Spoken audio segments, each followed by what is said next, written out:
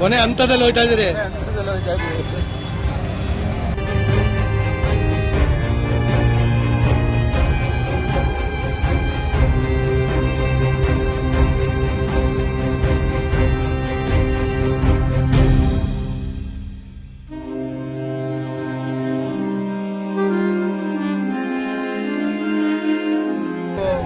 ಪಂಜಿನ ಮೆರವಣಿಗೆಯನ್ನು ನಮ್ಮ ಕೋರ್ಟ್ನ ಮುಂಭಾಗದಿಂದ ಗಾಂಧಿ ಭವನದವರೆಗೆ ಪಂಜಿನ ಮೆರವಣಿಗೆಯನ್ನು ಮಾಡ್ಕೊಂಡಿದ್ದೀವಿ. ನಾಳೆ ಕಾಂಗ್ರೆಸ್ ಪಕ್ಷದ ವತಿಯಿಂದ ರಾಮನಗರ ಜಿಲ್ಲಾ ಕೇಂದ್ರದಲ್ಲಿ ಪ್ರತಿಭಟನೆಯನ್ನು ಮಾಡ್ತಾ ಇದ್ದೀವಿ. DC ಕಚೇರಿಗೆ ಮುತ್ತಿಗೆಯನ್ನು ಹಾಕ್ತಾ ಇದ್ದೀವಿ. ನಾಳೆನೂ ಕೂಡ ಇದೆ. ಮುಂದಿನ ದಿನಗಳಲ್ಲಿ ಅವರು ಇದನ್ನು ಹಿಂಪಡೆದುಕೊಳ್ಳದೆ ಉಗ್ರವಾದ ಹೋರಾಟವನ್ನು ಮಾಡಲಿಕ್ಕೆ ನಾವು ತಯಾರಿದ್ದೀವಿ. ಕರ್ನಾಟಕ ಜನರ ಆಶೀರ್ವಾದದಿಂದ DK ಶಿವಕುಮಾರ್ ಅವರು ಸಿದ್ದರಾಮಯ್ಯ ನೇತೃತ್ವದಲ್ಲಿ ಈ ರಾಜ್ಯದಲ್ಲಿ ಸುಭದ್ರವಾದ ಕಾಂಗ್ರೆಸ್ ಸರ್ಕಾರ ಅಧಿಕಾರದಲ್ಲಿದೆ. ಇವರ ಷಡ್ಯಂತ್ರಕ್ಕೆ, ಇವರ ಕುತಂತ್ರಕ್ಕೆ ಕಾಂಗ್ರೆಸ್ ಸರ್ಕಾರ, ಕಾಂಗ್ರೆಸ್ ಪಕ್ಷ ಯಾವತ್ತೂ ಎದುರಲ್ಲ. ಮುಂದಿನ ದಿನಗಳಲ್ಲಿ ನಾವು ಇನ್ನೂ ಹೆಚ್ಚಿನ ರೀತಿಯಲ್ಲಿ ಹೋರಾಟವನ್ನು ಮಾಡ್ತೀವಿ. ಹೀಗೆ ಇವರು ಮಾಡ್ತಾ ಇದ್ದಾರೆ. ನಮ್ಮ ರಾಜ್ಯಪಾಲರು ಅವ್ರನ್ನ ಗೋಬ್ಯಾಕ್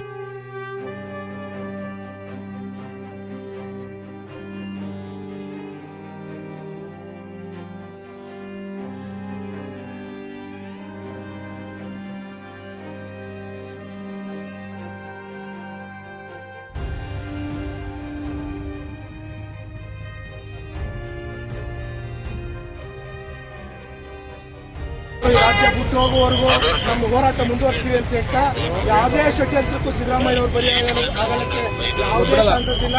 ಯಾಕಂದ್ರೆ ಶುದ್ಧ ಹಸ್ತ ಅಂತ ಹೆಸರು ಪಡೆದಿರುವಂತಹ ಸಿದ್ದರಾಮಯ್ಯವ್ರನ್ನ ಯಾವುದ್ರಲ್ಲಿ ಸಿಗಾಕ್ಸಕ್ಕಾಗಲ್ಲ ಅಂತ ಹೇಳ್ತಾ ತಾಲೂಕಿನ ಜನತೆ, ಈ ರಾಜ್ಯದ ಜನತೆ ಹಾಗೂ ಈ ದೇಶದ ಜನತೆ ಸಿದ್ದರಾಮಯ್ಯನಿಂದ ಯಾವತ್ತೂ ಕೂಡ ಇದ್ದೇ ರಾಜ್ಯಪಾಲರು ಈ ನಮ್ಮ ಕರ್ನಾಟಕ ರಾಜ್ಯಕ್ಕೆ ಅನ್ಯಾಯವಾಗಿದೆ ಅವರಿಂದ. ಯಾಕೆ ಅಂತಂದ್ರೆ ಸಿದ್ದರಾಮಯ್ಯನವರು ಅವರಂತ ಆಡಳಿತ ಕೊಟ್ಟಿರುವಂತವ್ರು ಯಾರೂ ಇಲ್ಲ. ಒಳ್ಳೆ ಪಂಚಭಾಗ್ಯ ಕೊಟ್ಟಿದ್ದಾರೆ, ಕರ್ನಾಟಕಕ್ಕೆ ಒಳ್ಳೆ ಆಡಳಿತ ಕೊಟ್ಟಿದ್ದಾರೆ. ಅಂತವ್ರನ್ನ ಸಹಿಸಲಾರದೆ ಬಿಜೆಪಿ JDS ಹುನ್ನಾರದಿಂದ ರಾಜ್ಯಪಾಲರು ಏಜೆಂಟ್ಗಿರಿ ನಡ್ಕೊಂಡಿದ್ದಾರೆ. ಅವರು ರಾಜ್ಯಪಾಲರು ರಾಜೀನಾಮೆ ಕೊಡುವವರೆಗೂ ನಮ್ಮ ಹೋರಾಟ ಕಂಟಿನ್ಯೂ ಆಗಿರ್ತದೆ ಸರ್. ಈ ರಾಜ್ಯ ಕಂಡ ಒಬ್ಬ ಅಪ್ರತಿಮ ಅಹಿಂದ ನಾಯಕನನ್ನ ಏನು ಹುನ್ನಾರ ಮಾಡಿದ್ದಾರೆ, ಆ ಹುನ್ನಾರನೇ ಹೊರತು ಸಿದ್ದರಾಮಯ್ಯನವ್ರನ್ನ ಕಡೆಗಣಿಸುವಂತ ಹುನ್ನಾರ, ಅವ್ರನ್ನ ರಾಜಕೀಯವಾಗಿ ಅಹಿಂದ ನಾವು ಮುಗಿಸಬೇಕು ಅನ್ನೋ ಒಂದು ಸಂಕೇತ ನಡೆದಿದೆ. ಇಲ್ಲಿ ವಿರುದ್ಧ ನಾವು ಇವತ್ತು ಸಾಂಕೇತಿಕವಾಗಿ ಏನು ಮಾಡಿದ್ದೀವಿ, ಸಿದ್ದರಾಮಯ್ಯನವ್ರನ್ನ ಪರವಾಗಿ ಇಡೀ ರಾಜ್ಯದ ಜನ, ಇಡೀ ಕಾಂಗ್ರೆಸ್ ಧ್ವನಿ ಎತ್ತಿ ನಿಂತಿರ್ತದೆ ಅನ್ನೋದನ್ನು ಹೈಕಮಾಂಡೇ ಅಲ್ಲ, ಕ್ಯಾಬಿನೆಟ್ ಅವರೇ ಅಲ್ಲ, ಸಚಿವ ಸಂಪುಟನೇ ಅಲ್ಲ, ತಳಮಟ್ಟದ ಗ್ರಾಸ್ ರೂಟ್ ಲೆವೆಲ್ ನಮ್ಮಂಥ ಕಾರ್ಯಕರ್ತರು ಕೂಡ ಸಿದ್ದರಾಮಯ್ಯನವರ ಬೆಂಬಲಕ್ಕೆ ನಿಂತಿರ್ತದೆ ಅಂತ ಈ ಸಂದರ್ಭದಲ್ಲಿ ನಮ್ಮ ಗೌರ್ನರ್ವರಾದಂಥವರು ಅವರ ಹುದ್ದೆಗೆ ಅಗೌರವವನ್ನು ತೋರಿಸ್ತಿದ್ದಾರೆ. ನಮ್ಮ ಮುಖ್ಯಮಂತ್ರಿ ಸಿದ್ದರಾಮಯ್ಯನವರು ಯಾವುದೇ ಒಂದು ಅವರ ಕಪ್ಪು ಚುಕ್ಕೆ ಇದ್ದಂತೆ ಸರ್ಕಾರವನ್ನು ನಡೆಸ್ಕೊ ಬರ್ತಾ ಇದ್ದಾರೆ. ಆದರೂ ಕೂಡ ಅವರಿಗೆ ನೋಟಿಸ್ ಅನ್ನು ಕೊಟ್ಟು ಈಗ ಪ್ರಾಸಿಕ್ಯೂಷನ್ಗೆ ಒಪ್ಪಿಸಿದ್ದಾರೆ. ಇದು ಪ್ರಜಾಪ್ರಭುತ್ವದ ಪಬ್ಬರ್ ಅಂತ ಹೇಳಕ್ಕೆ ಇಷ್ಟಪಡ್ತಿದ್ದೀನಿ.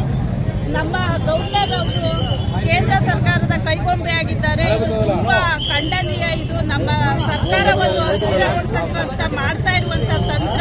ಈ ತಂತ್ರಕ್ಕೆ ನಾವ್ಯಾರು ಬಗ್ಗುದಿಲ್ಲ. ಈಗಾಗಲೇ ನಮ್ಮ ಸಿದ್ದರಾಮಯ್ಯ ಅವರ ಜೊತೆಗೆ ಎಲ್ಲ ಸಚಿವ ಸಂಪುಟದವರು ಅವರ ಜೊತೆಗಿದ್ದಾರೆ. ಮತ್ತೆ ಕೇಂದ್ರ ಸರ್ಕಾರವು ಎಲ್ಲೆಲ್ಲಿ ನಮ್ಮ ರಾಜ್ಯ ಸರ್ಕಾರ ಬಲಿಷ್ಠವಾಗಿದೆಯೋ ಅಲ್ಲೆಲ್ಲ ಕೇಂದ್ರ ಸರ್ಕಾರದವರು ಒತ್ತಡ ತಂದು ನಮ್ಮ ರಾಜ್ಯ ಸರ್ಕಾರವನ್ನು ಅಸ್ಥಿರಗೊಳಿಸಿ ಮಾಡ್ತಾ ಇದ್ದಾರೆ. ಇದು ತುಂಬಾ ತೀರಾ ಅನ್ಯಾಯ ಮತ್ತೆ ಅಗೌರವ. ಪ್ರಜಾಪ್ರಭುತ್ವ ಮತ್ತೆ ಸಂವಿಧಾನಕ್ಕೆ ಹಕ್ಕುಚ್ಯುತಿಯನ್ನು ಮಂಡಿಸ್ತಾ ಇದ್ದಾರೆ. ಇದನ್ನು ನಾವೆಲ್ಲ ಚನ್ನಪಟ್ಟಣ ಬ್ಲಾಕ್ ಕಾಂಗ್ರೆಸ್ ಇಂದ ಖಂಡಿಸ್ತಾ ಇದ್ದೀವಿ.